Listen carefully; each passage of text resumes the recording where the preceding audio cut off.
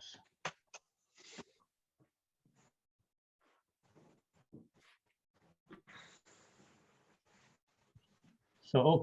So welcome everybody to this new meeting of the Phinance Online Seminars. And today, as you can see, our guest is Lisa Herzog from University of Groningen.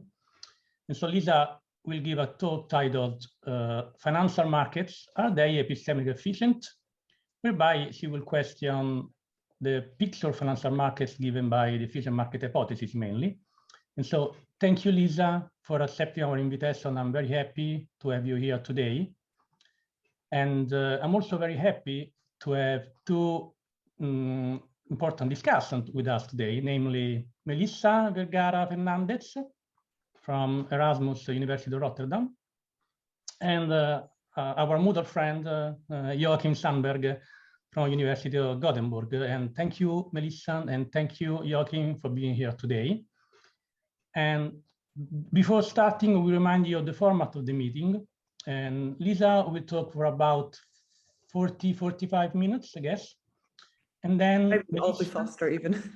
Okay, but I mean, you have 40-45 minutes if you wish. And Melissa and Joachim will have 10 minutes each for their comments, and then we can open the debate. And so thank you again, everyone, for being here today. And now, thank you, Lisa, for your talk. And I leave. Thanks for having me here, and I look forward to discussing with you. So I'll share my screen now. Let's see.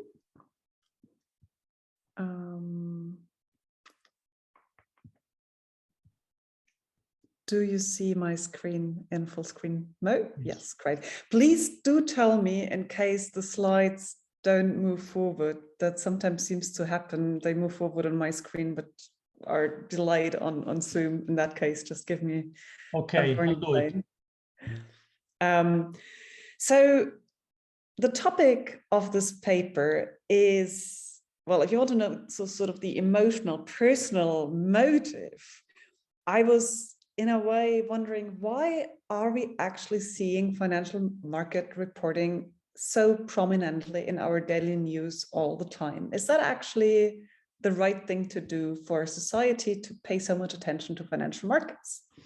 And of course, the justification for that, if you would ask a financial journalist, for example, is that there's this general assumption that financial markets are indicators of how the economy is doing. And what I was asking myself is, well, are they actually doing a good job for this? Is this how we should think about how to sort of monitor what's going on in the economy? Just look at what financial markets are doing.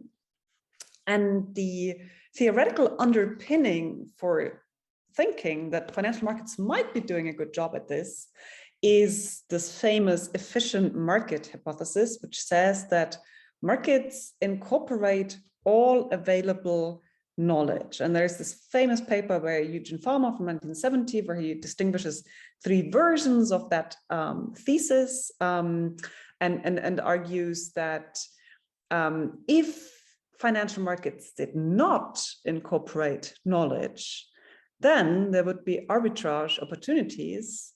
And because there are profit-seeking actors in financial markets, that cannot be the case, because they would immediately make use of that arbitrage opportunity.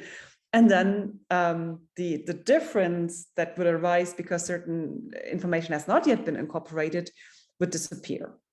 But the question is, of course, whether that is true. And there has been a lot of empirical research with various methodologies looking at different types of financial markets. I'm not going to go into all of this. I've tried to get a sense of how this has been explored empirically, but there are also some methodological issues here. And of course, the question is, if that thesis is true, if so, in what sense? And what does this tell us about the way in which financial markets are treated in public discourse as indicators about the real economy? And in order to explore this, I use the notion epistemic efficiency, which consists of sort of two conditions, some system is epistemically efficient if it represents the properties of an object that are most relevant for our epistemic needs, and it does so without systematic epistemic distortions. So a mirror would usually be a good epistemic device, would be epistemically efficient if it shows the properties that you want to see in the mirror, and it does so without systematic distortions, whereas a mirror that has some weird shape does on purpose distort things, and that often, for most purposes, makes it a bad epistemic device. Now, you could say this very idea that we could have any kind of system that would have the function of really mirroring the real economy in that kind of sense, maybe that is really a chimera, because that's never going to happen in real life in the same way in which maps need to abstract from many features of the real landscape because they need to be smaller and they need to leave out many things. Any sort of system that claims to be epistemically efficient can only be so up to a point. But we can still ask, well, is it going in the right direction? So is it tied to the epistemic needs we actually have? Different maps can speak to different epistemic needs, for example. And are there any systematic distortions that would mislead the users of these epistemic devices? And that's the kind of questions that I want to ask with regard to financial markets. So the core argument is going to be that this epistemic efficiency of financial markets is not something that we can automatically expect to happen by, for example, setting markets free as much as possible, so minimizing regulation as much as possible. Instead, it's the kind of feature that we should understand as probably one of several principles for how we regulate and design financial markets. If that is what we want from them, then this is how we need to design them. We cannot just expect that this will happen automatically because of some inherent features. That's going to be my argument. And I want to add just quickly, because that is something that's sometimes misunderstood, that I don't think of that as a matter of more or less regulation, but rather of how markets are regulated. What kind of things can be traded, under what conditions, what kind of liability structures do we have, what kind of property rights are underlying the whole trading system, and so on. Now, if you think back to the two conditions that I described, the second condition, that there shouldn't be systematic distortions, that concerns the regulation of financial markets themselves, because you wouldn't want to have any internal distorting factors. But then the second one, the first one is about the epistemic needs of society. And in that sense, it concerns the whole economic system. And if you like, the sort of interface between what's happening in the economy and what's happening in financial markets. In all these discussions, I'm taking what philosophers like to call a non-ideal approach. So I'm starting from the here and now. I'm not asking what would be the best possible financial markets we could construct in, the best of all possible worlds.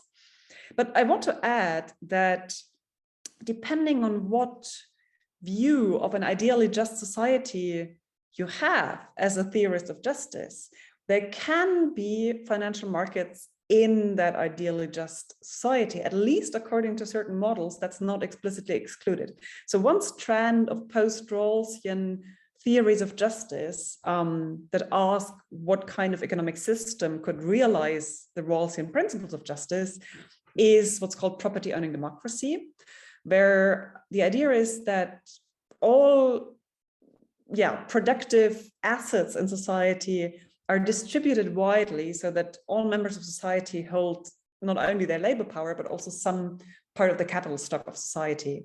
And if that's the picture that you want to defend, then it suggests itself, although I have seen few explicit discussions of that question, that there could also be a capital market and other types of financial markets in that kind of system as an ideally just society. And then you need to ask, well, what kind of financial markets would you want to have in that ideally just society? So for that type of ideal theory, my stuff is also relevant, although my main concern is with the non-ideal here and now.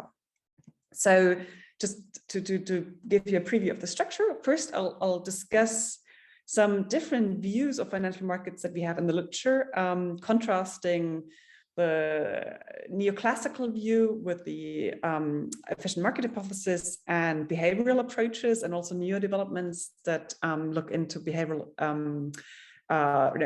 evolutionary biology as a model for thinking about markets.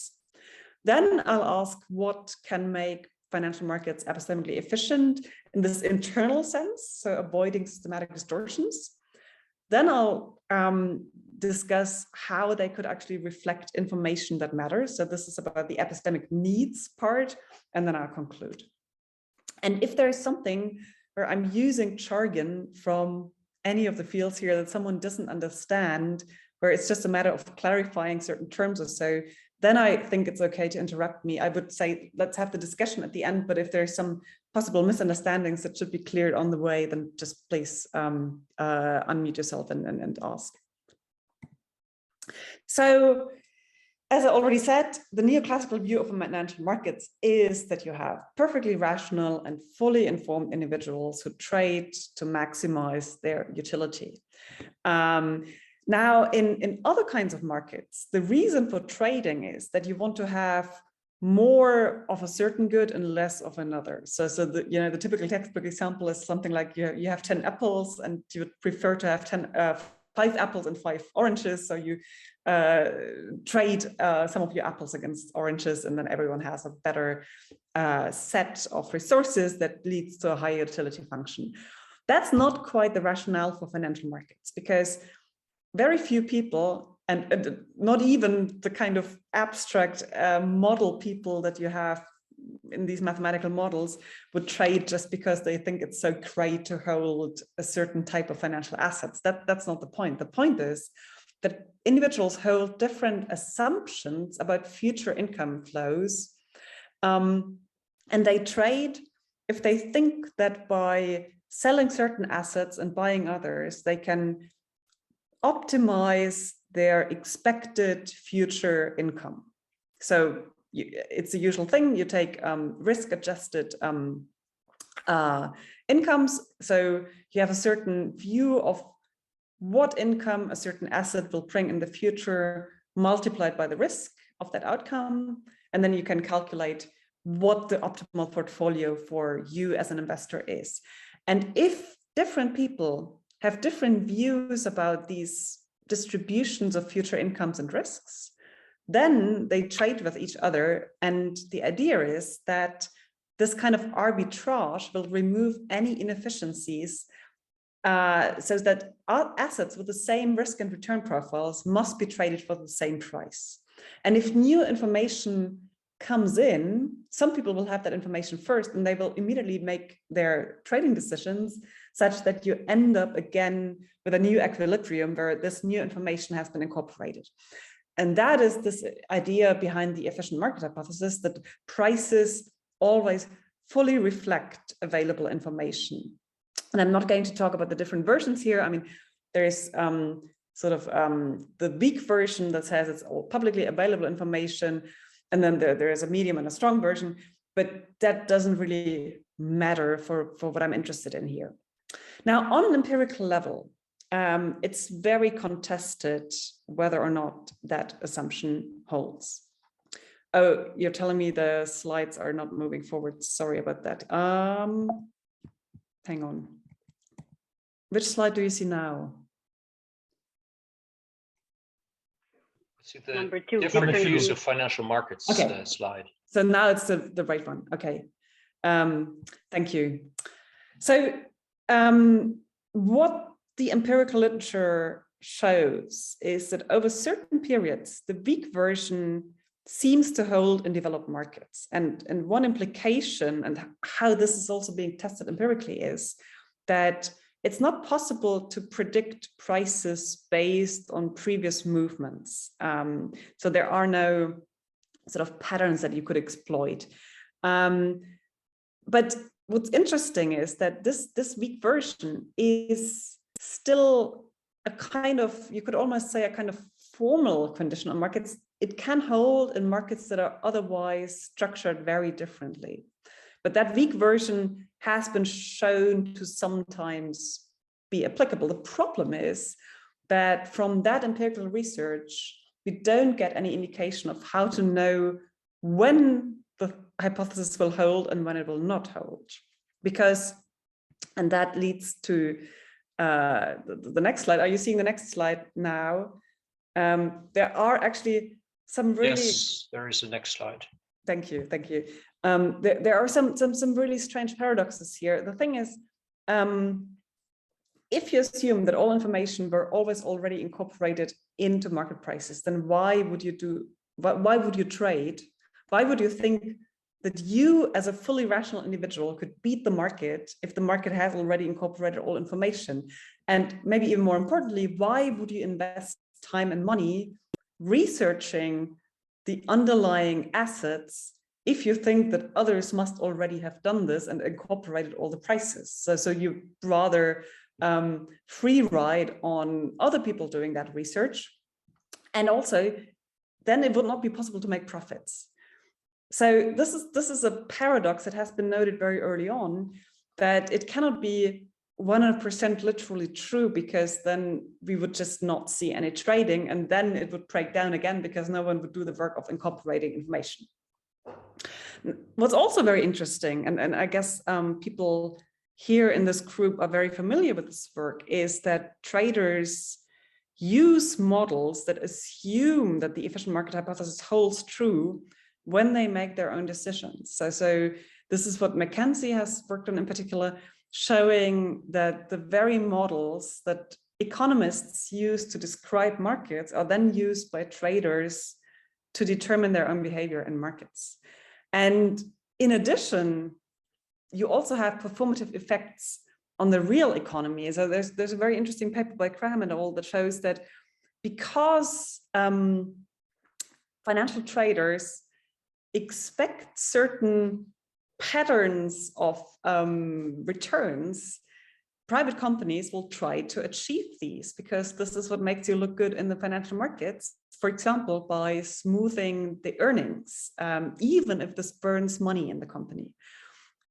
So we have this phenomenon which Donald McKenzie has famously described as models being engines and not only cameras, because they are intertwined with what's actually going on in the markets, because the market participants use the very theories that are meant to describe their behavior. And just one additional factor for thinking that, well, this cannot be quite the whole story, this efficient market hypothesis, is that the social structures of financial markets are extremely complex. And some researchers have described this as the chain of finance, because they want to say that a chain connects people, but it can also be constraining. And all the different people in these chains have different incentive structures. So for example, they have to use certain metrics, or there's herding going on in certain groups, but maybe not others. And so the situation that each of these individuals in these complex chains of finance experience is not the same as this abstract situation of a trader that wants to maximize expected income in the future by doing arbitrage between different assets. And that leads me to the second big perspective on financial markets, which is the behavioral perspective, which basically says that people are behaving so differently, if you just look at their empirical behavior, from the assumptions that go into neoclassical economics, that these theories cannot be true at all. So I'm moving to the next slide. I hope you can see it. The way that behavioral economists view financial markets is that it's very often socially adaptive behavior that follows what other people do, because people are social animals. And so herding, just going with the crowd, is a big issue in financial markets. And John Maynard Keynes has actually described this in somewhat more detail already in the 1930s by speaking about the so-called beauty contest logic. And the analogy he makes is the following: you have a beauty contest contest, but there's no, as it were, independent reality or independent determination of who is the most beautiful candidate, but rather who's the most beautiful candidate is determined by who most participants think is the most beautiful candidate. So the task for you as an individual is not to try to make an independent estimate to say, this is the most beautiful candidate, but rather to think, who are others going to vote for?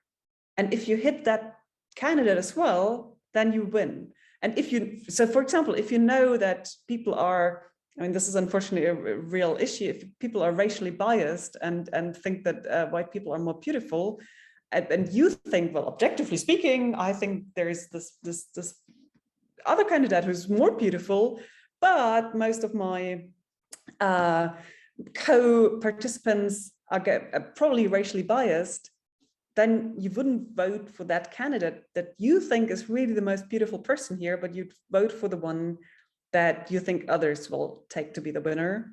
And that's the rules of this game. And that, of course, means that you don't look to the underlying economic reality, as it were, or in this case, the beauty reality, but you look at what other people do.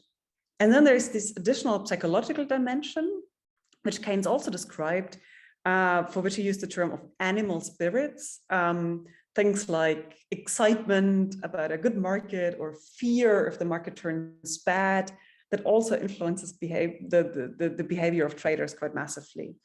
And again, and I mentioned this already, there are the sociological dimensions of all these forms of social embeddedness that mean that it's not just the same psychological situation and the same sort of animal spirits for all market participants, but it can actually be quite different in different corners of finance and take on different forms there. Moving to the next slide. There's now a new research program that Andrew Lowe and his co-authors started to provide a kind of synthesis between these otherwise really completely opposed views of financial markets, the neoclassical and the behavioral one. And he calls it the adaptive markets hypothesis, where he describes markets as biological systems that sometimes approximate the neoclassical picture and sometimes more that of behavioral economics. So in some situations, you have flight or fight reactions that look like these animal spirits phenomenon. And in other situations, when the market is sort of calm, people behave pretty rationally and do more or less what the models of neoclassical economics would predict. And Lowe says that if we take human evolution into account and also the social evolution of groups, then lots of these things can be explained quite well. And he insists on saying sometimes certain forms of behavior are maladaptive for the context of financial markets, but they are not as such irrational. It's just a sort of our biological program goes in a direction that backfires if we are not, being hunted by a tiger, but actually just selling, buying or selling assets. So that's an attempt to find some middle ground here. The problem is, as I already mentioned, that so far there's no way of anticipating for a certain moment in time whether we are more in the realm of neoclassical economics or more in the realm of behavioral economics. So what does all of this imply for thinking about the epistemic efficiency of financial markets? That's the next slide now. The picture of financial markets as real-time mirrors of the economy is definitely too simple. There can be upswings and downswings that might not have a lot to do with how the real economy is doing, with a small qualification that there can then also be feedback effects. So if financial markets are doing badly, this might actually, be read as a signal by others that the economy will turn down, and then it might actually really become a true prediction.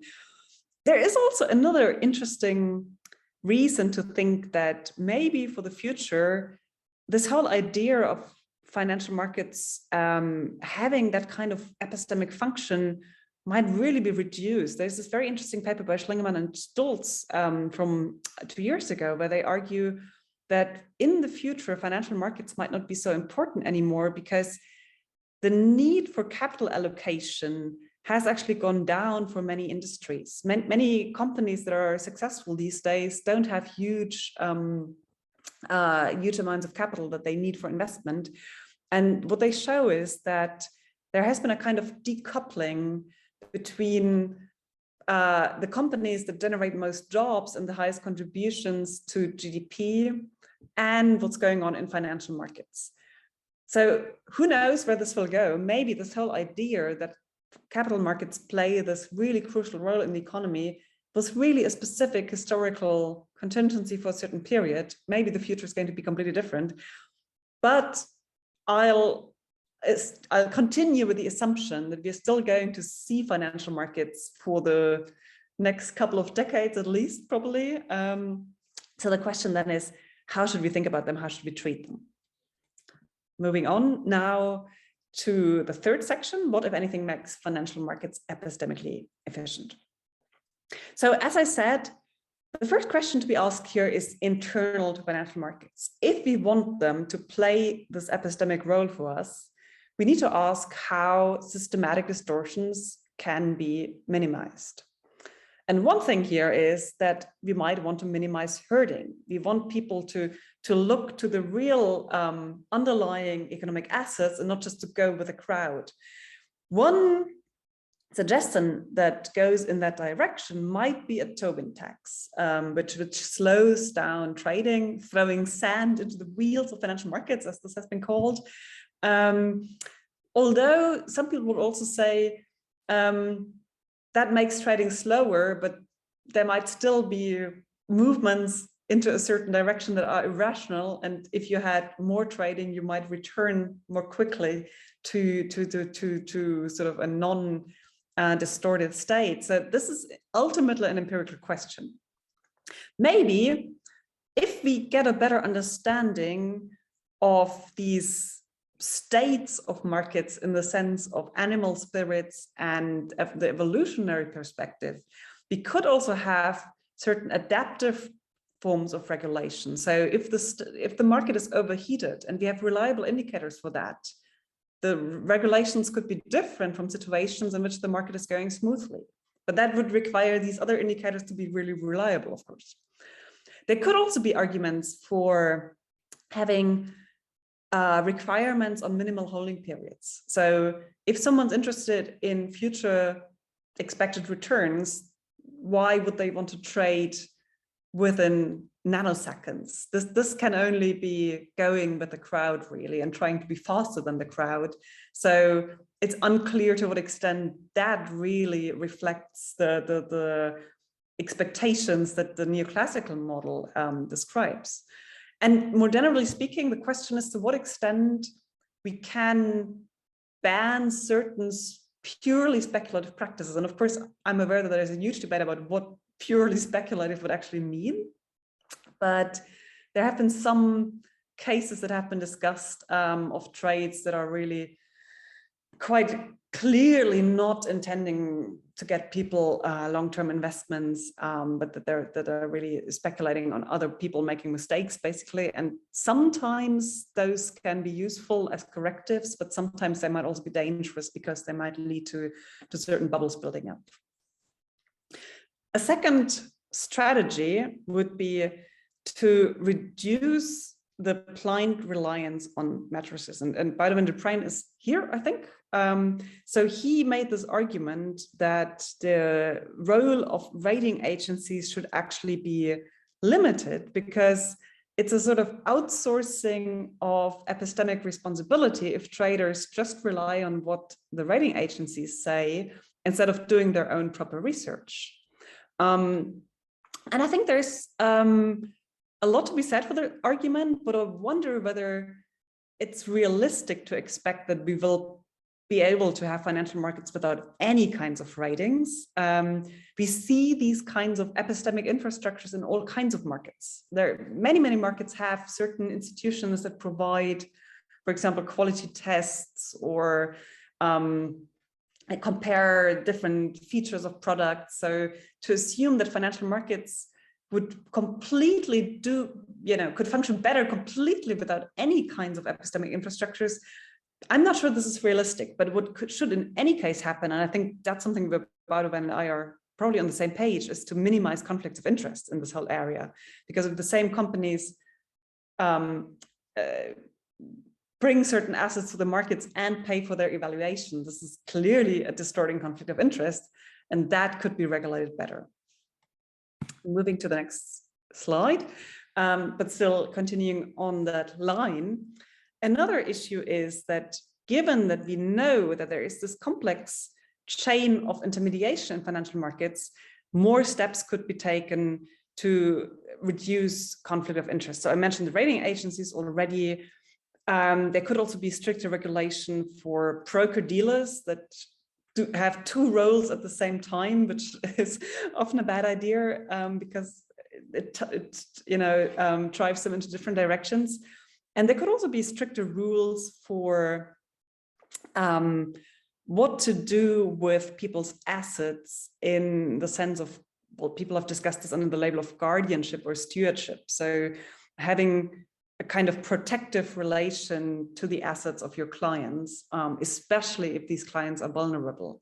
And one of the problems in financial markets, especially before the 2008 crisis, was that many participants that would previously have been conceptualized as clients that are worthy of a certain protection thought they were sufficiently competent and were treated as counterparts.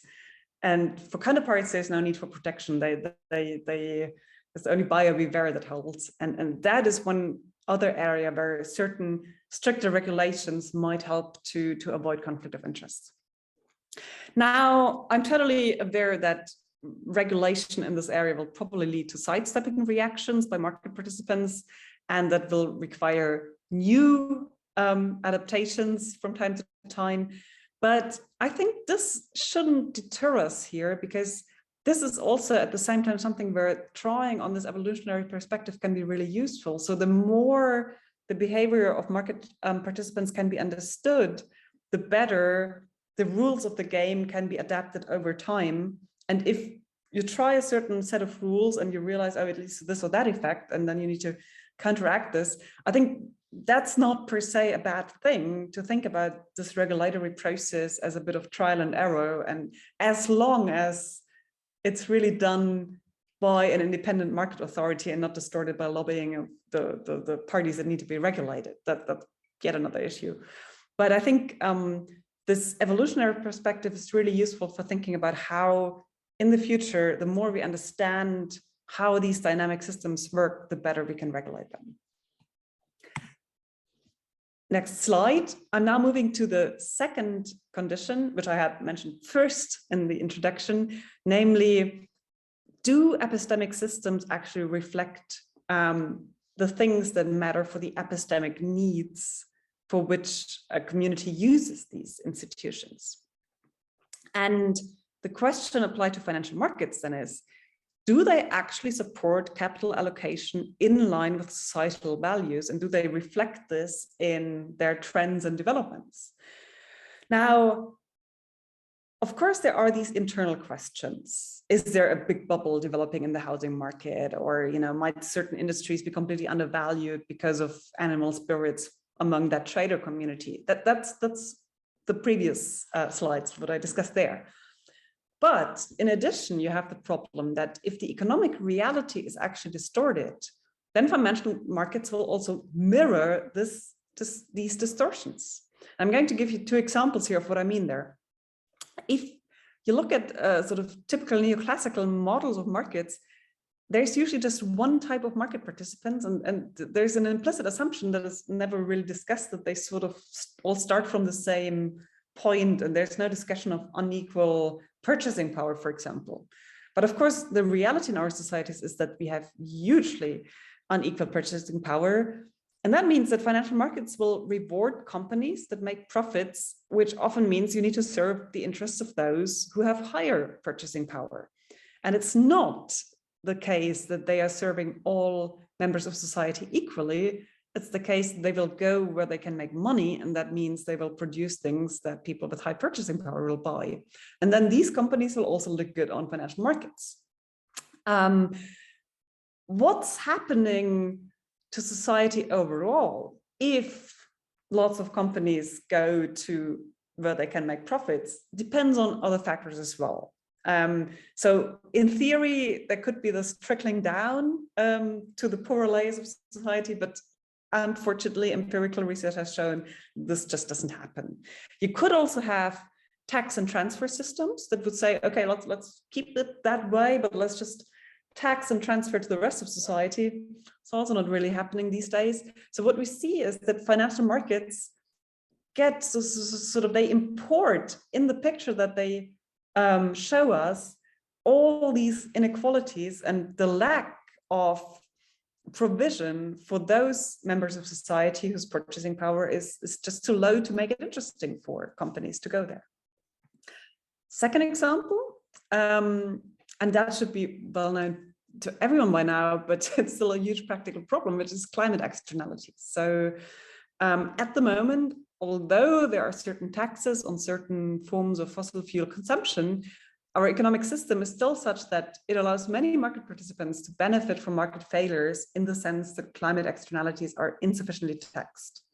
And so the whole notion of what efficiency in our current economic system means is completely distorted. It can be more efficient to use certain old-fashioned production processes that use a lot of fossil fuel because the externalities are not priced in, and new technologies that would be more climate friendly seem inefficient because given that the costs are not priced in, they are still too expensive.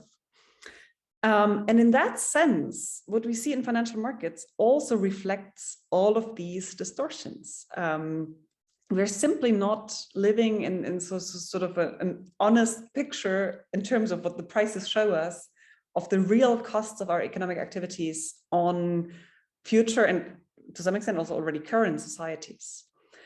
Now, there's an interesting development in recent years, and I'm sure that some people here will know much more about this than I do, which is that there are quite some investors to try themselves to pay attention to green investments. I mean, there are all these green funds now, green labels, attention to economic, social, and ecological values. I mean, there are tons of acronyms for this, or it's done in terms of the social sustainable development goals, whatever. But there's also always the worry that this is just greenwashing, and they do it for the wrong reasons. They do it because some studies show that these companies also produce most profits in the long run. And in a way, it's also the wrong systematic place in the economic system that it's private investors that say, okay, we are trying to invest only in green companies, shift more capital towards sustainable technologies, because the right systematic place for doing so would be the legal framework, which would then work on all markets and would force all market participants to take climate externalities into account. So I'm getting to the conclusion. The epistemic efficiency of financial markets has often been treated as something that is just given. And if we broadcast financial market results in the evening news, that's what we need to know in order to know where the economy is going. But given all the different problems of what can happen in financial markets, it's not at all given that this is the case. And I mean, the best illustration, if you like, was the situation before the 2008 crash, where the economy seemed to be doing fantastic and everyone was in a sort of glorious mood about how well things were going. But it was just a huge bubble that most people and also most economists were buying into. So it's through regulation that you can get something like epistemic efficiency. And as I suggested, it will probably have to be adaptive regulation that incorporates new insights about behavioral tendencies and about also evasion mechanisms. Now, I'm not saying that this is the only criterion for how we would want to regulate financial markets. There are others. For example, we want to think about inclusion, who actually has access to financial markets, or we might want to minimize opportunities for unfair profiteering at the cost of others. And those, I think, would probably often go hand in hand with what I've here called epistemic efficiency, but there might also be cases where they draw into different directions. We'd have to discuss specific cases on that. But as long as we don't have that regulation, and as long as financial markets are both internally likely to be distorted, and we don't know whether they are currently distorted or not, and they reflect economic realities that are actually usually problematic for the reasons I've discussed, and probably many others, we should really not treat financial markets as these mirrors of the real economy that tell us how the economy is doing. And for example, in some cases, it has been an argument used by politicians to say, oh, the financial markets have been doing well, so please re-elect me. I'm not going to name an ex-American president who made this argument, but this is part of the discourse. And I think this argument is massively flawed if the points I've tried to make here are correct. And we, as democratic societies, we should really rethink the authority that we ascribe to financial markets. That's it from me. And now I really look forward to the comments and the discussion. Thank you.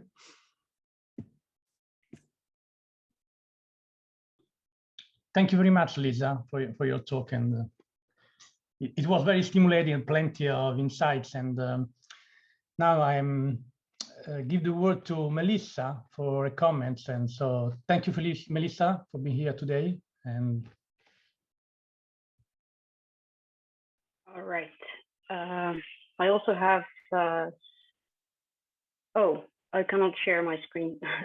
Okay, I'll make you co-host.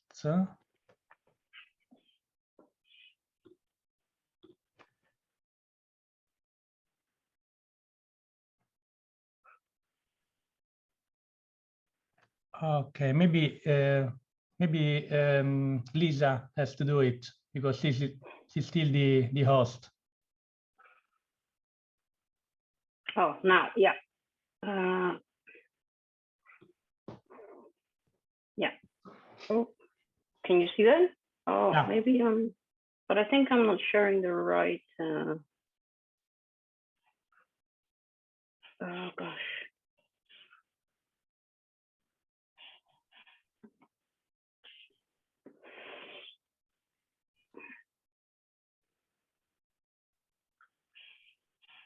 Yeah. All right.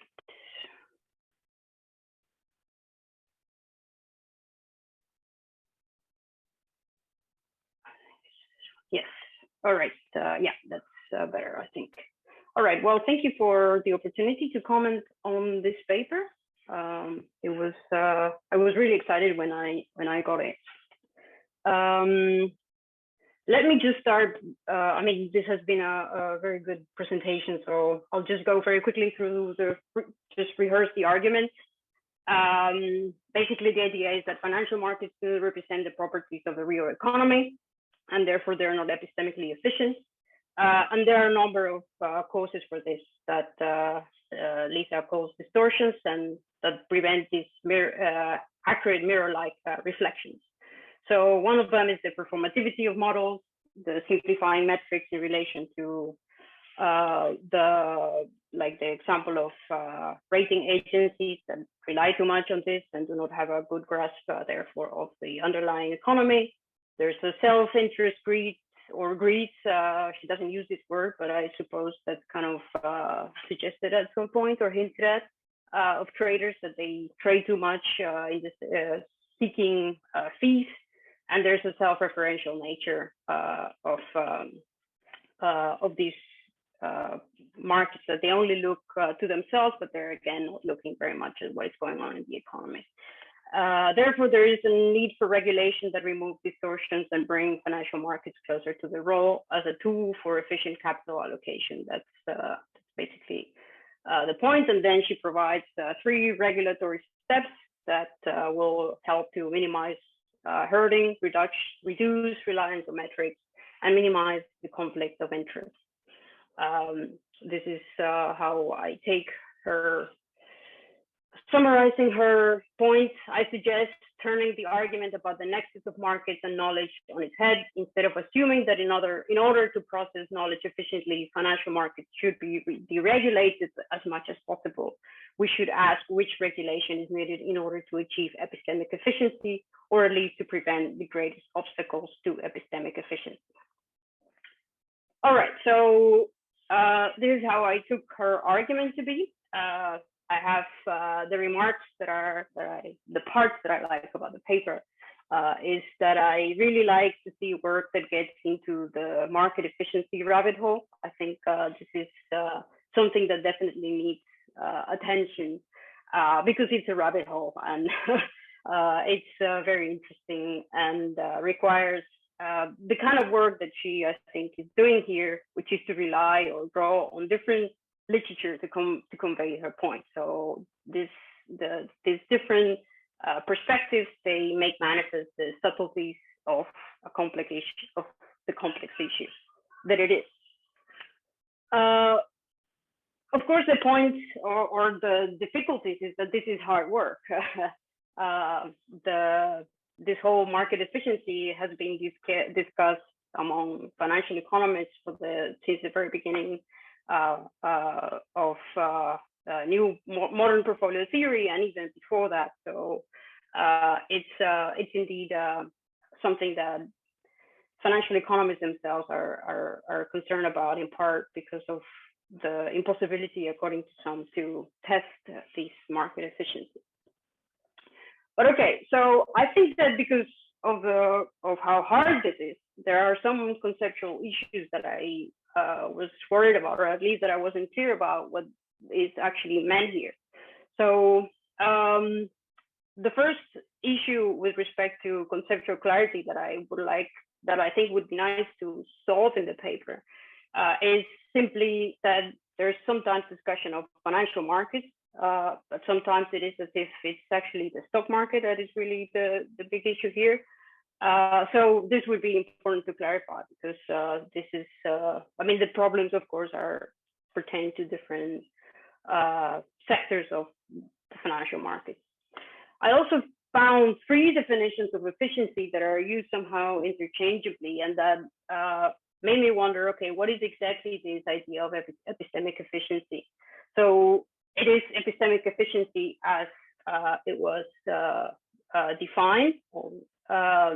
But then there's also the definition of market efficiency as in the efficient market hypothesis. And there is also the definition or the use of efficiency in terms of efficient allocations, in terms of Pareto efficiency.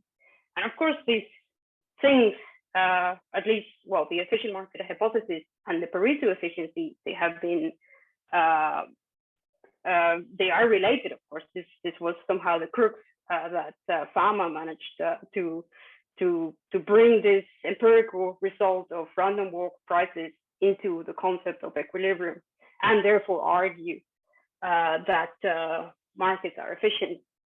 But don't somehow this distinction or the epistemic efficiency that Lisa is talking about is somehow slightly different to my mind.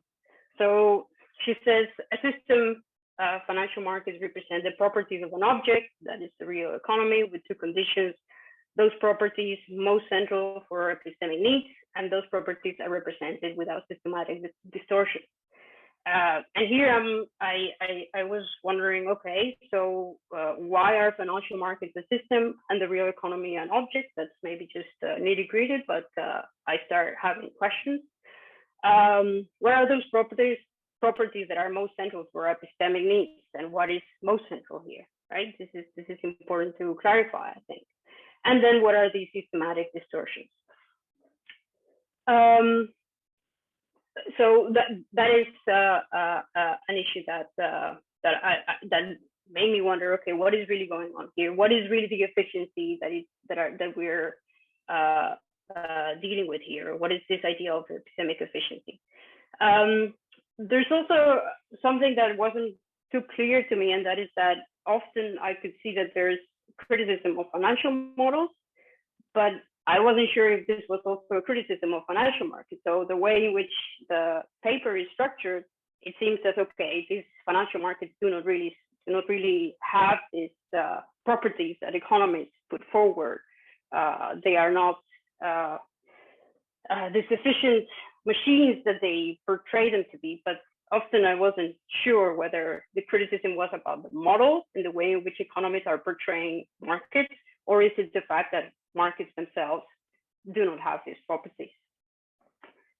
And I think relatedly is, I wasn't sure about what is the relation between epistemic efficiency, the epistemic allocation of capital, the efficient allocation of capital, and the satisfaction of human needs.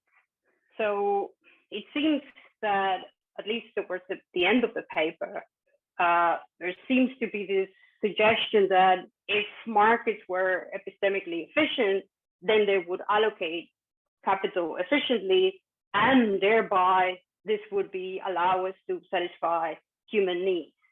But that is the concept again of efficiency that economists have been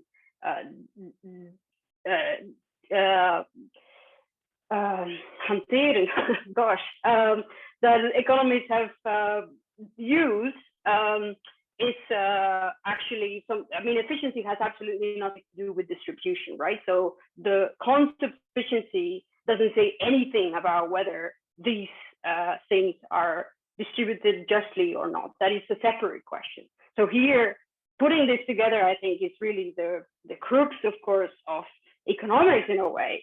But it's, in a way, I think, just very difficult to sort it out from the point of financial economics, or just to sort it out in this way.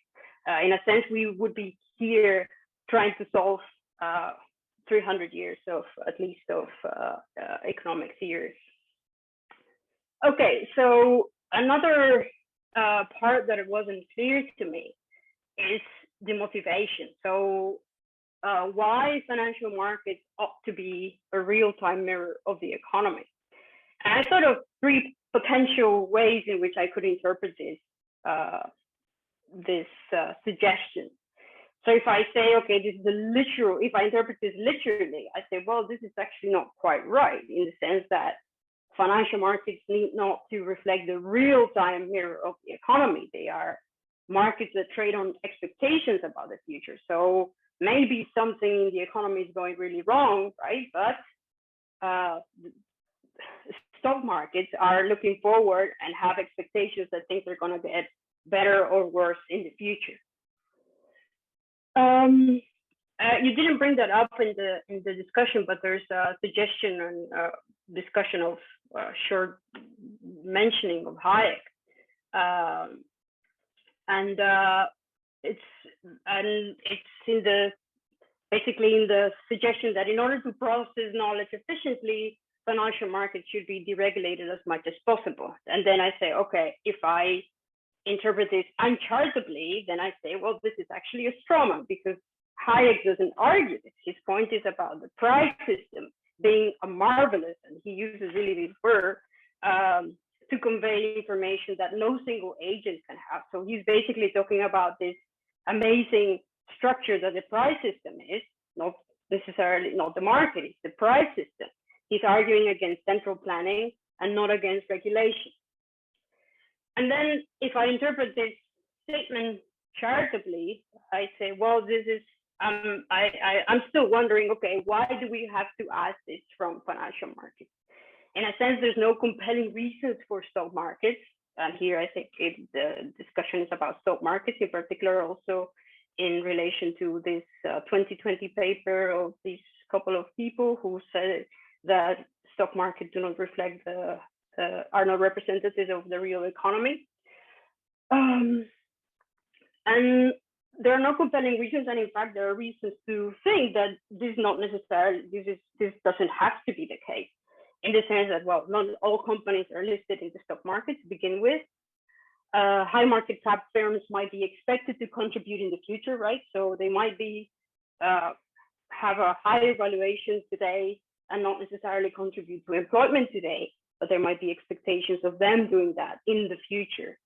And something else that is, I think, very important to have is that the GDP in itself is not a measure without its problems, right? So we cannot take GDP as a measure of how the real economy is going, because there are also discussions about how the economy, how GDP measurements in fact are so unrepresentative of the economy, digital economy and so forth that we have today.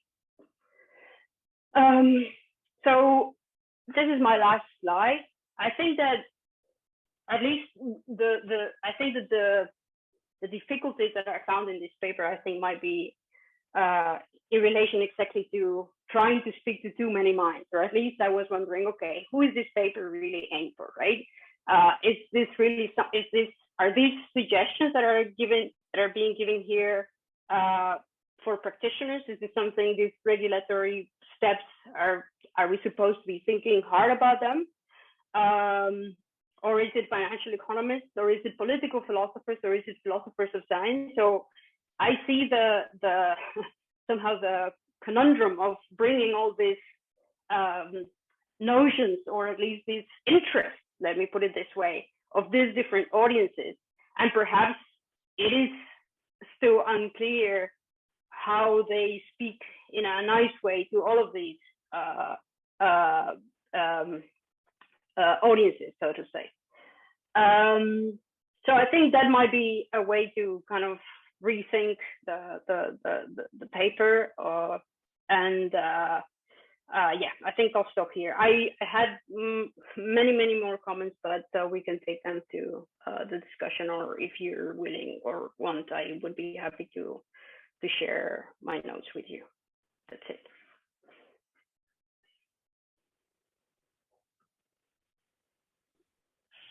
Thank you very much, Melissa, for your interesting point, your very detailed analysis of Lisa's paper. And now we can listen to Joachim Sandberg comments. And thank you, Joachim, for being here today with us. And you can have the video. Thank you. Thank you for inviting me. I should have had a PowerPoint. I'm just too old. That's how it goes. Yeah, I'll just do philosophy straight up. That's how you do it. So I have some comments here, and I realize some of them are very similar to what Melissa just said, but some of them go beyond it. So first of all, I really like the paper. I've read it before, read it again now, still liking it. So that's good. Okay, but here goes some questions. So basically two groups of questions. One is about the target of your criticism, and that's a lot going to be very similar to what Melissa just said. And then some thoughts about your solution, sort of the political implications. So first about the target.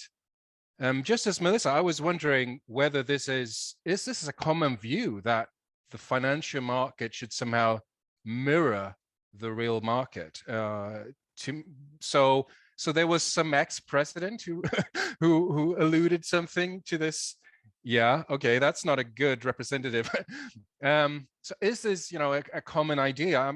To me, it just seems like, yeah, that doesn't seem to hold waters. I'm wondering whether that's a straw man. So for instance, so take car manufacturing, for instance. Now, if you take the stock market valuation of lots of sort of ordinary car manufacturers who produce most of the cars today, and you compare it to electric car companies like Tesla, the valuation and sort of the market capitalization of Tesla is huge. So why is that? That's not because it's supposed to be a mirror of the real economy. It's not. It's because people think that that's where the profit potential is. Yeah. So if financial markets sort of reflect anything, they should reflect people's views about profit potentials of different investments. Yeah. And so so according to the efficient market hypothesis, if people are rational, they would always choose the best profit potentials. And so play that out in a free economy where everyone's rational, then the market allocation should reflect sort of the best collective knowledge about market potentials. So I'm saying reflect here because I'm wondering again about this idea of mirroring. You're saying that the financial market represents the real market. So that's taking it even a step further. And you've used metaphors such as mirrors, maps, the camera. Again, I'm not completely sold by that idea, but like who thinks that the financial market is a map of the real market, or that financial flows represent dealings in the real market? I mean, so you have one example, you know, if there's a failure at some car manufacturing companies, financial flows will shift. Yes, because they will shift because the failure in the car manufacturing means probably their profits will go down in the future. So therefore, capital flows adjust. But they don't adjust because they represent what happened. They adjust because they reflect thoughts about future profit potentials. Anyway, so that's my idea there. I agree with Melissa that this idea of mirroring is perhaps, I don't know, a mistake. Okay, this ties into another thing that Melissa said, namely this notion of efficiency. I was also wondering about that. Like what should you do about that? So first of all, you use the name epistemic efficiency as a name for the idea of the mirroring, which just straightforwardly I thought was a bit weird. Like, okay, efficiency is one thing, and then this mirroring, maybe you should use then accuracy or something to reflect that. I don't know. So what do you mean by epistemic efficiency? Because it seems to me like when you say epistemic efficiency, it sounds like you're saying using knowledge in a most efficient way. But that's not actually what it turns out to mean, right? Because in an efficient market, there's no real, it doesn't really say anything about whether the knowledge was used efficiently. It's the market that's efficient. It's the allocation that is efficient. Namely, if people have been rational, they've put their money towards where there in fact are the best profit potentials. So money couldn't have been used better for sort of future utility. That's the idea. So it's not about knowledge being used efficiently. It's about an efficient allocation. So therefore, it seems to me that the term epistemic efficiency is difficult to understand. It's sort of, when I taste it, it throws me a different direction every time I try to use it. Later on, you talk about being epistemically valuable, and that's also interesting, but to me, something quite different. So in the end, it seems like what you want to mean by epistemic efficiency is something like the financial market sort of adequately tells us something about where money should be put to best use to fulfill people's needs or something. And now it seems to me, at least, that you've gone quite some distance from, you know, how efficiency is used in literature, and also this mirroring idea, because that's not mirroring either. That's more sort of a political project. You know, we should have markets that reflect where money should go, you know. But to me, again, very different from efficient market hypothesis, and very different from this idea of mirroring. Anyway, it feels weird to just talk on my own here, so I'll try to wrap up. I'll go to the second part, namely political reflections. So I think that, you know, there's much sense in what you're saying about how, you know, regulations, for instance, redistributions of purchasing power, regulations of externalities, they help make financial markets be put to better use, so to speak. Yeah, if financial markets are made to include information on externalities and on on people's basic needs, irrespective of purchasing power, then financial markets can be put to better use for society. I totally agree with that. But I think there is a sort of a dark side to this that I wonder if you've sort of thought about, and that is sort of the idea that everything will be commodified on this view. So, I mean, I take it that today we say, look, financial markets are good for some things. They are good at finding, commercially viable projects and shuffle money into them. They're not very good at, finding, how to solve poverty or how to address climate change. And so your idea of sort of involving those prices, making prices reflect that type of information, is sort of making markets more central. So you're now saying, what if markets adequately reflected all of these needs? Then everything can be run in a market. And I wonder if that's what you want to say. In fact, I suspect that you don't want to say that. So I have this example that I use of biodiversity. Yeah. So this is a project that I have. Should financial markets better reflect biodiversity measures? So on the one hand, you can think, look, if they don't, then financial markets, financial resources will flow to things that can be bad for biodiversity, extinction of species, and so on. So there's an inclination to want to include that information. We should put a price on the extinction of species. We should put a price on things that are good for biodiversity. Yeah. But then what am I saying here? I'm saying we should put a price on everything in society. All the bad things and all the good things should be priced into financial markets. And I wonder if that's really where you want to go. Instead, it seems to me, at least, we have a division of labor where we say, look, we'll use other policies to support biodiversity. We'll try to minimize the negative influence of markets.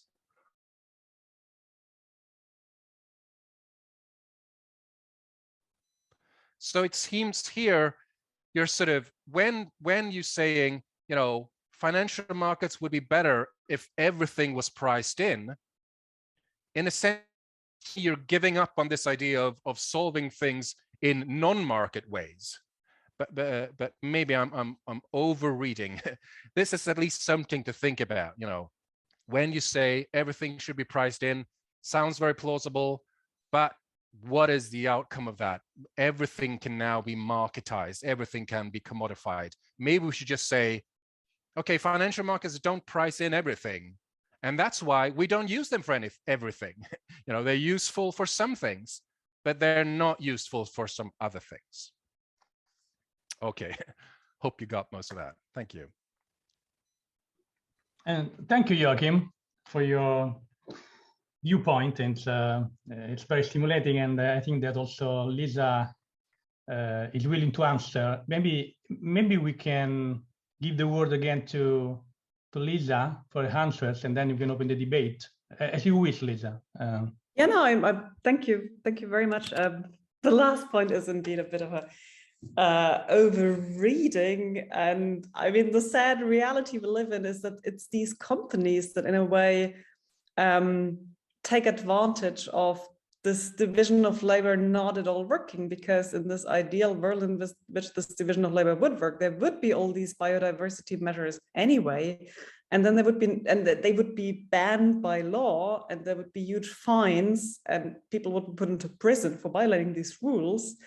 And that itself would then also have financial consequences in terms of what companies can and cannot do. And in that sense, it's not a matter of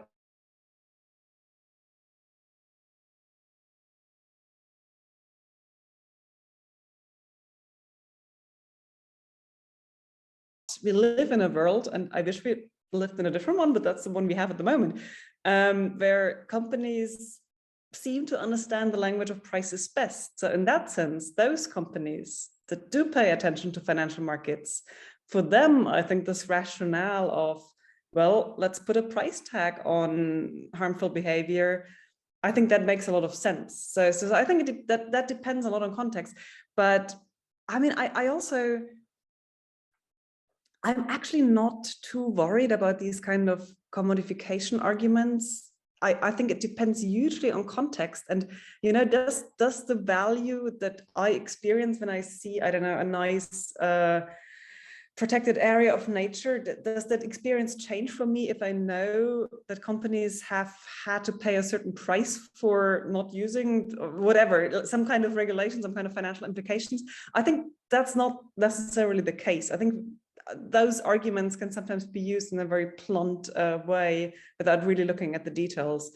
So I should probably add a footnote to clarify this, but I don't think this is a real worry in this context. I'm moving backwards now, and I'll try to be quick to leave the floor also to others.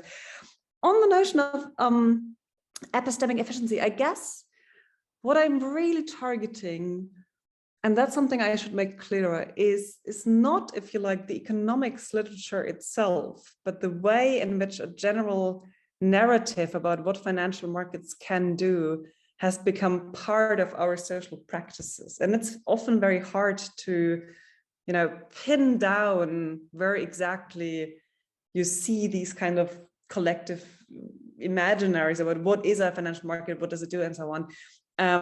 But the fact that, as I mentioned at the beginning, the financial markets are always in the evening news. You know, if you watch TV in certain countries, they are always running these little lines at the bottom, always showing what's going on in financial markets. So there is an assumption that it's important for all citizens to always know what's happening in financial markets. And that's the kind of treatment where my argument is, in a way, if you want financial markets to play that kind of role, what would be a way of spelling that out? And then I provide that notion of epistemic efficiency, saying, well, this would be a rough way of capturing what it would require for those social practices to make sense. And then I'm saying, but the conditions for that to make sense are simply not in place. And we would have to regulate them completely differently for it to make sense that we pay that much attention to them.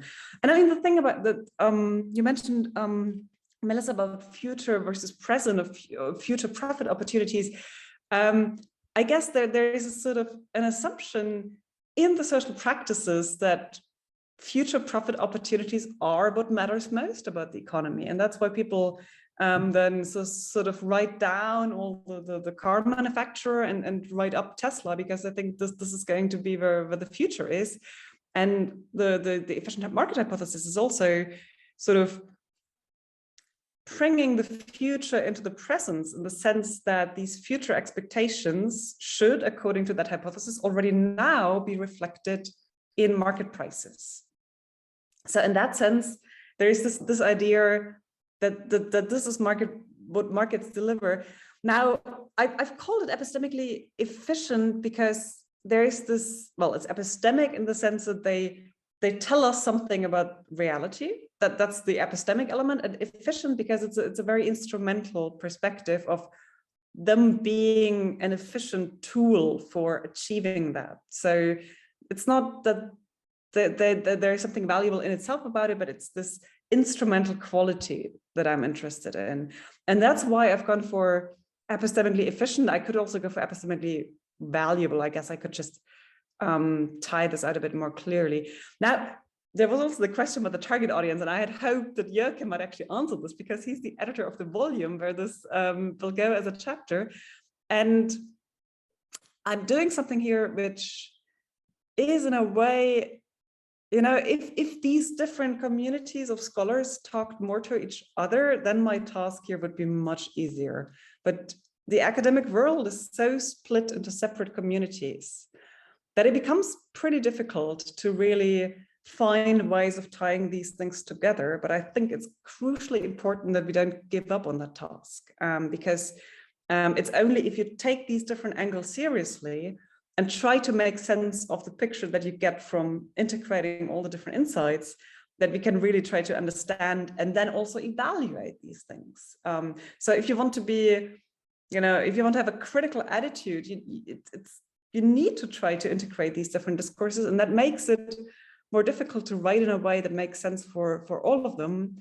But I guess there is also this emerging PPE community, if you like, where people come together and try to have these conversations.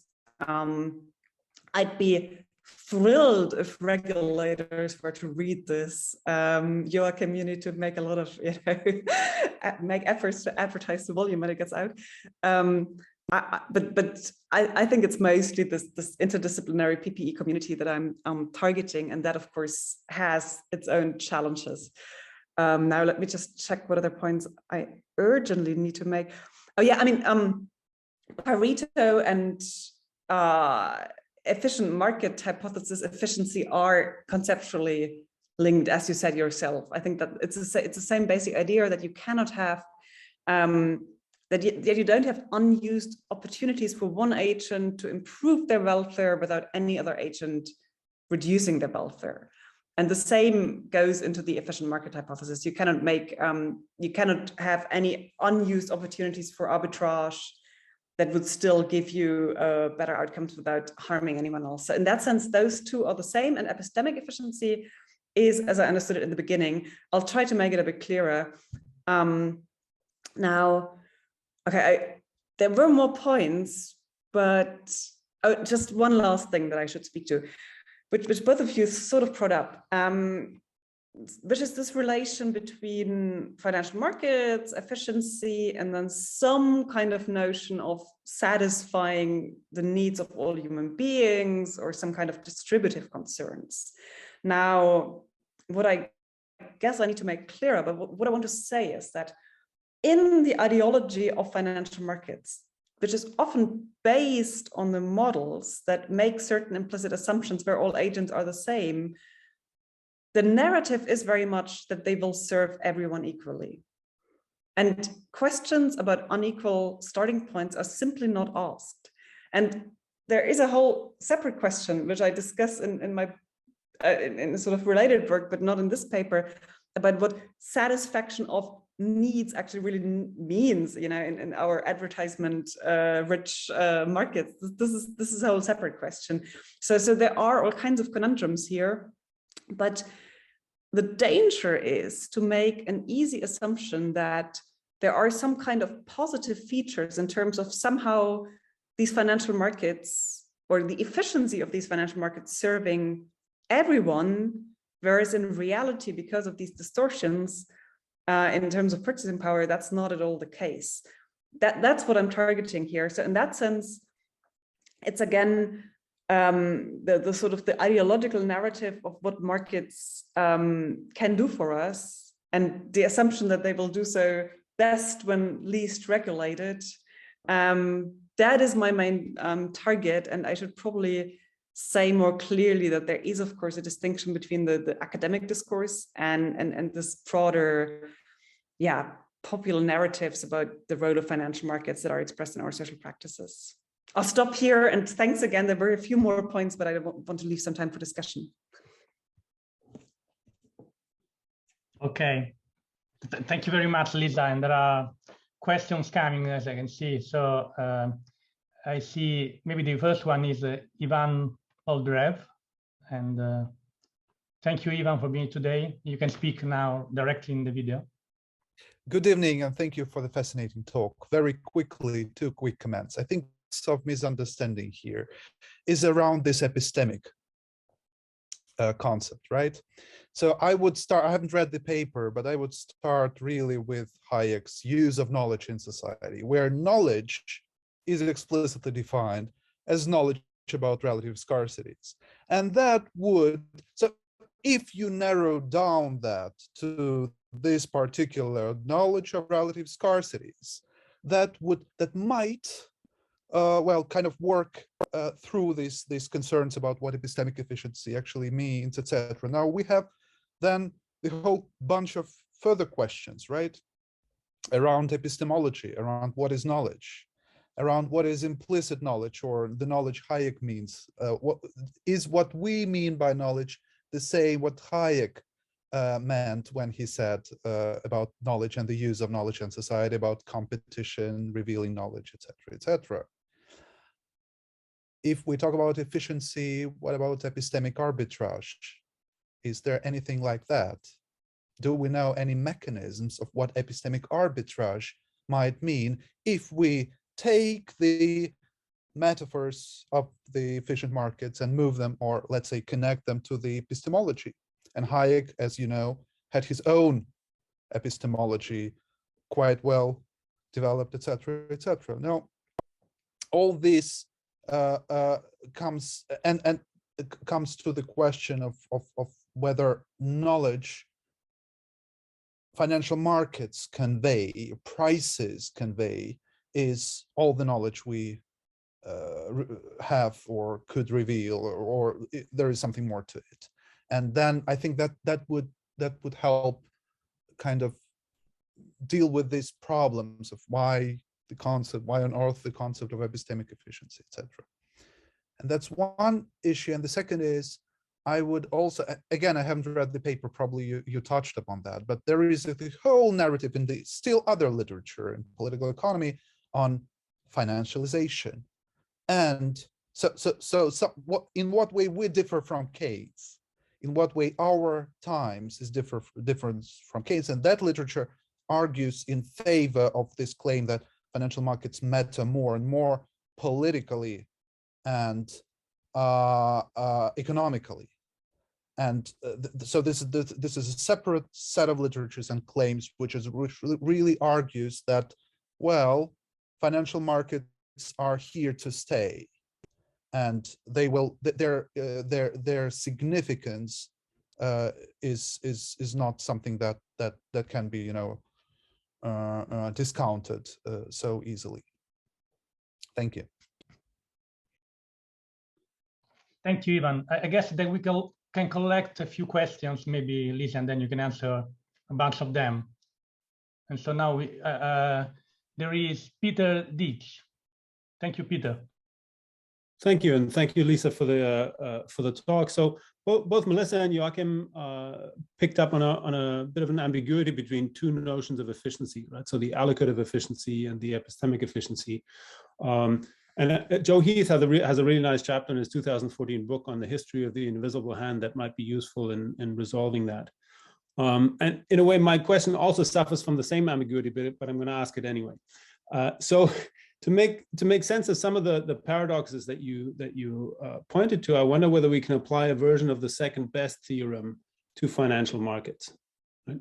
So in the context of goods markets, what do we say? Well, we say, well, you know, welfare economists say perfect competition leads to Pareto optimality, but then theorem of second best says when the assumptions, or when any assumption of the perfectly competitive market is violated, it's an open question whether more competition will lead to more well-being. Right? So here's how the similar story might go, but this time in the epistemic context with respect to financial markets. Right? So when there is perfect competition, meaning when there is notably full information and rationality on financial markets, then financial markets are efficient as a price discovery mechanism. But just like in the goods markets case, this is not the world we live in, right? We're never in that hypothetical scenario. And when those assumptions are violated, then it's an open question whether markets are efficient, financial markets are efficient as a price discovery mechanism. In other words, it's an open question whether deregulation of financial markets is a good idea in terms of public policy or not. Right? So I just wanted to throw that idea out there and see what you make of it. Thank you very much, Peter. And now we have a question coming from Budowin. Hi, Budowin. Nice to see you. I'm keeping my camera off because I have a very unstable internet connection at the moment, as I'm working on my computer while my two children are doing the same thing. So apologies for that. I found this the whole discussion plus the paper itself extremely rewarding to engage with. there's two things that I'd like to add. One is because you tempted me to say something about this because you referred to my my view on the credit rating agencies. But there's a small subtlety here that I think should be included, and that is not. I'm not exactly against the.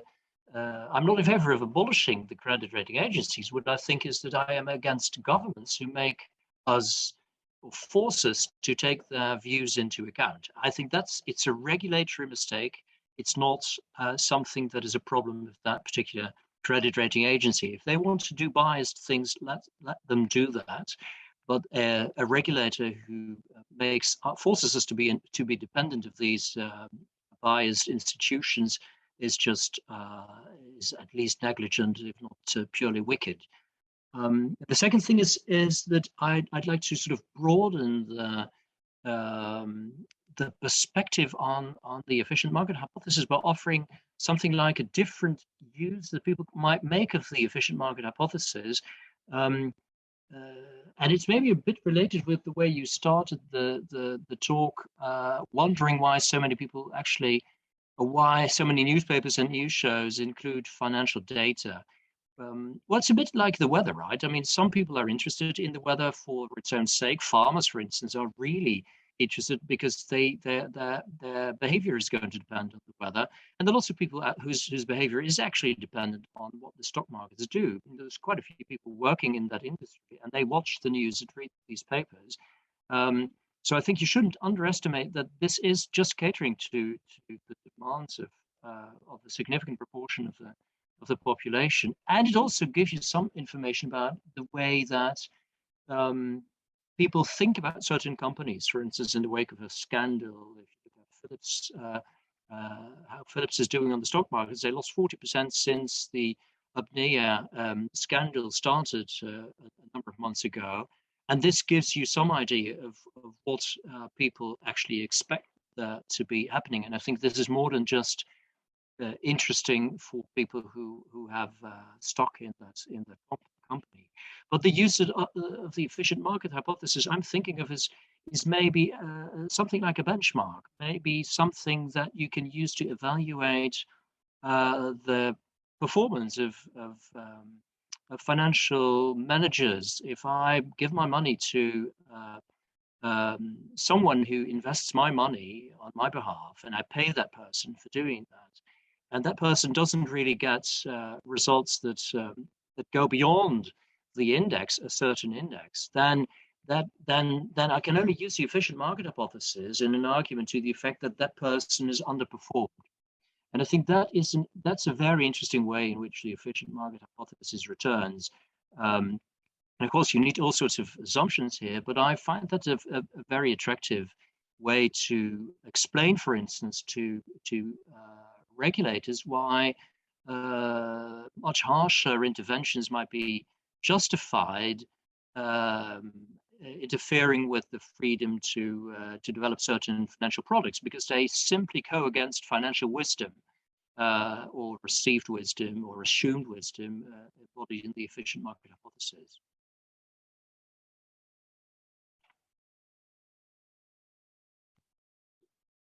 Thank you, Bowen. And now we have a question from Kenneth Silva. Thank you, Kenneth. Yeah, thanks. Enjoyed the talk.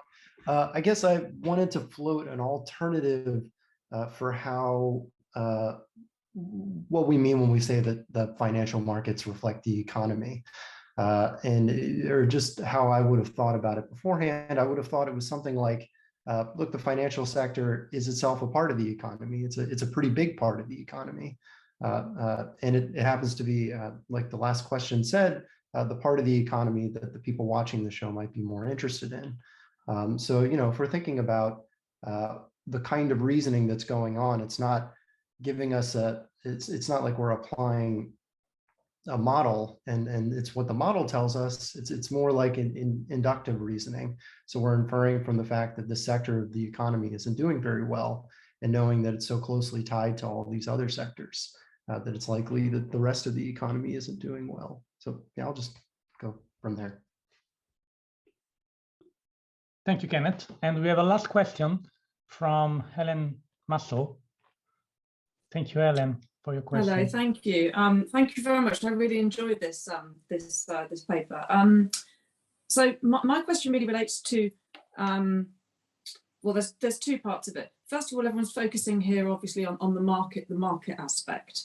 But I'm interested to know, obviously I've not managed to read your paper, but I'm interested to know the extent to which you start to draw on the use of models within those markets, and more specifically about whether or not there's ever kind of any conflation between some of the ontological presuppositions in those models and how some of the epistemological issues that you're talking about come from that.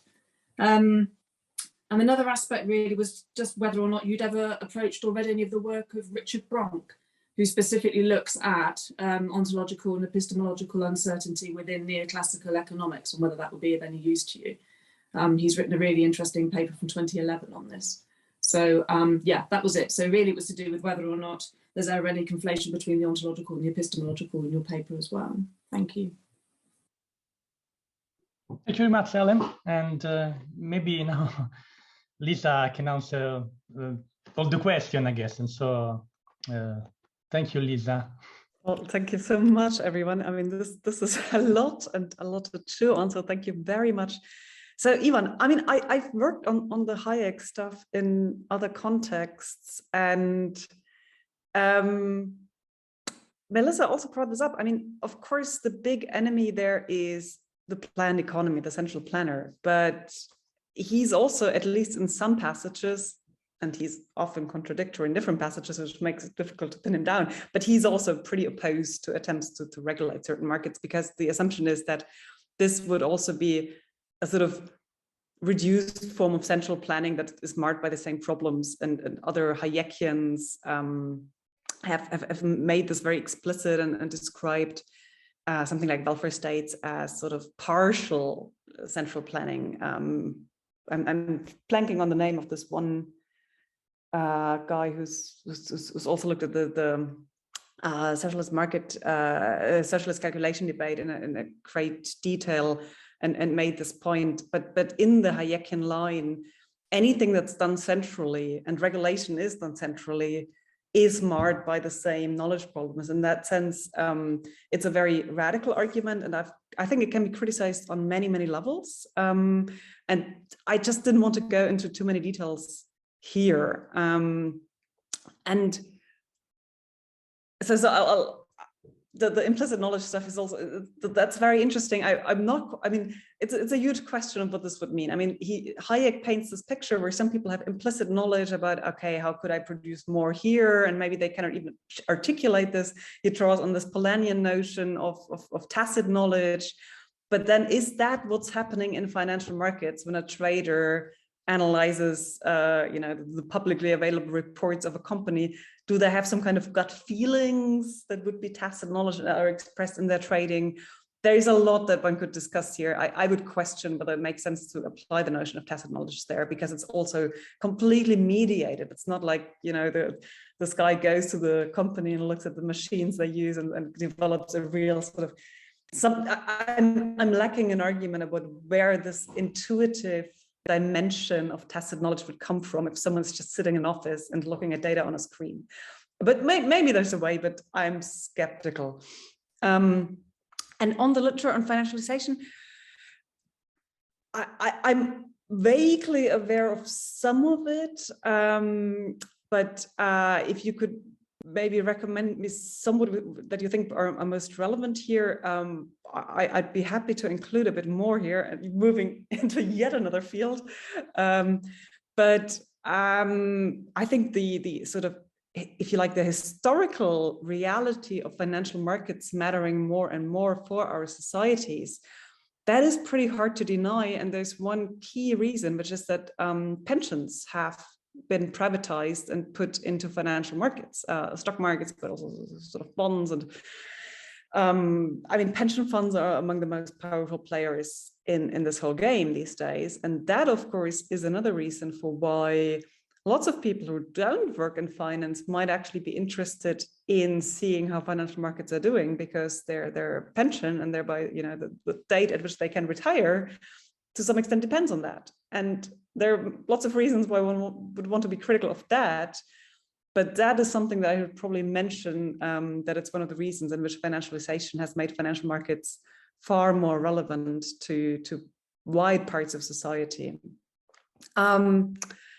Peter, thank you for pointing me to Heath's chapter. I'll have a look at this. And the second best theory, I mean, this is an intriguing way of thinking about it. And I guess my version of it would be to say, given what we know from behavioral economics, and then also this biologically inspired adaptive thinking about markets, the conditions for epistemic efficiency do not hold, and then it is indeed a question whether more trading as such would make markets more financially efficient, which the epistemic the efficient market hypothesis would hold, or whether in some cases less trading or differently regulated trading would actually lead to more epistemic efficiency. So I think that is indeed an interesting way of framing it. I need to think about how I would integrate this.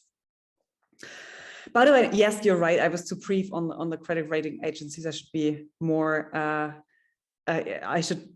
precise about this. And yes, I do remember that it was the legal requirement to take all these labels into account. Again, for example, for pension fund investments, that this is what's or it's at the core of what's going wrong there. I'm not sure I would say it's the only thing, but maybe you wouldn't either. And then on the efficient market hypothesis as a benchmark for evaluating the performance of managers, I think that is a very interesting use. It's just not what I'm focusing on here. And what we see is that there is more and more passive investment, which simply follows markets. And the rationale for that is, again, the financial market hypothesis, in the version of saying individual traders cannot beat the market because the market always already incorporates all information. But then you again run into this paradox. And this is actually a really interesting empirical thing at the moment, but I think there's still enough active investing for this not to be a real possibility. But we could imagine a scenario where all investing is passive investing, just following the market, but then no one would be doing any trading any longer, and no one would do any research. And this is this paradox that you need some people to be active traders. And in that sense, what you said about banning certain business models there, on the one hand, I have great sympathies because you want to protect naive investors who, you know, fall prey to some snake oil sellers that claim to have special skills in investing. On the other hand, if you ban all active trading, then you run into this paradox. And we are already in the situation where the big funds that do passive investment are hugely powerful, and there's a huge concentration of power in financial markets, and the epistemic effects of that are in a way very interesting to think about. If you think about something like BlackRock holding huge amounts of the tradable stock in many financial markets, I mean specifically stock markets, if they make a mistake, which traders are daring to bet against them given the power they have? And then again, you can think about the social power and sort of all the social embeddedness of all the traders. I mean, if I'm an individual trader going with what BlackRock does, which is often just passive investment, I mean, this is hard to criticize me for. So as an individual employee, the incentives might be to be, there's a term for this, a closet passive investor. So I'm just actually, I'm not really doing anything, just following the market, but claiming to be an active investor. And that, of course, raises its own questions of justifiability and how you're taking fees for not actually doing any work. So this is really, there's this question of, you know, what percentage of traders need to do real serious research and really invest actively for markets to move enough so that the others can free ride and just go passively along as markets develop. Kenneth, you're suggesting to read the financial markets as sort of one sector that indicates how the rest of the economy is doing, but not as a kind of mirror. I mean, that would then require, well, it would require various kinds of justifications for explaining what we see. One would be, why that sector? Why not any other sector? And in fact, I mean, in some countries, certain other sectors are given also more attention than, say, in the US. So in that sense, there's something to that. But the other thing you'd need to have is a good argument for thinking that how this one sector or the small number of sectors is doing is really is sort of representative for how the economy as a whole is going. And we could have, just hypothetically, let's say, we could have sectors that are just parasitic on other sectors. So it could be the case that some sectors are doing well if other sectors or, you know, developing of wages are actually going badly. And then it would be a very bad epistemic strategy to say, I'm watching that sector and assuming that it tells me something about the economy as a whole, because it might be an inverse relation instead of going along. See what I mean? So there's, and I'm sure that some people make the assumptions I've just described, but they are highly problematic. And Helen, I'd be very grateful if you could send me that reference, because I don't know that paper. The problem with trying to neatly disentangle epistemic and ontological in this whole field is, of course, that the ontology is a totally constructed one. I mean, this is all made by human beings on computer screens in complex systems. And so the ontological assumptions people make will have an impact on how they construct this ontology. I mean, this is how I read this performativity argument by Mackenzie and others. So in that sense, it's almost like it's a feature of the social realm of financial markets that the ontological and the epistemic are very complexly intertwined. And I don't know what it would mean. I'm not sure, maybe I'm using ontological in a different sense than what you meant. But thinking about financial markets in which there wouldn't be a close and complex relation between the epistemic and the ontological level, I'm not quite sure I can imagine that, because I mean, take something like a price or a trend, or I mean, it's all the ontological entities are constructed, and they are often constructed with certain theories about their epistemic function in mind. And that's why this is also messy, and why, you know, if new theories come, for example, if this adaptive market hypothesis is going to be widely shared and all traders suddenly think about their own activities in terms of evolutionary biology, this will change the ontology of financial markets. And then we will have to rearrange their regulation again. So this performativity is just really crucial for what's going on in financial markets, as I understand it. But I'll read that paper if you send me the reference, and maybe I'll understand better what you meant. Thank you, Lisa. And I don't know, I don't think there are other questions. So maybe we have a long discussion. Probably you are exhausted. We can stop here, I guess, unless there are other questions. I don't know. But I don't see nobody raising hands. So you can also just write me an email if you have some thoughts later on, or just want to ask a clarificatory question. Happy to answer these via email. Doing it right now. Okay, so you can stop here. Thank you everybody for joining us today, and I hope to see you the next time for our next meeting. It will be in February. And thank you for organizing this. It's a pleasure. For all great comments and questions. Bye.